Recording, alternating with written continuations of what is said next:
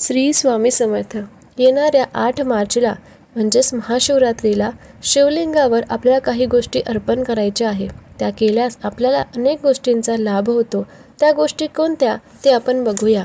जर का आपण महादेवावर सरसोच्या तेलाचा अभिषेक केल्यास आपले जे शत्रू आहेत, हितशत्रू आहेत किंवा घोर शत्रू आहेत, त्या शत्रूंचा नाश होतो.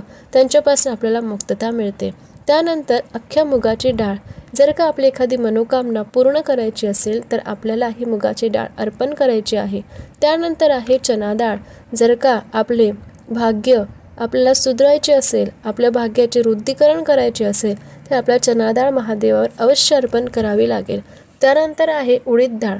जर का महादेवावर अख्खे उडीद, आपण काळे उडीद महादेवावर अर्पण केले तर आपला शनीचा प्रभाव आपल्यावर कमी होईल.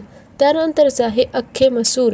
या गोष्टी जर का आपण महादेवावर अर्पण केल्या तर कर्जापासून आपल्याला कायमची मुक्तता मिळते. आणि या सर्व गोष्टी या महादेवावर शिवलिंगावर आपल्याला महाशिवरात्रीच्या दिवशी अर्पण करायचे आहे.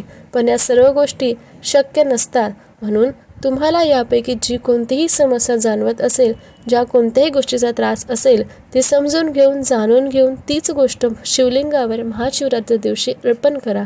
श्री स्वामी समर्थ.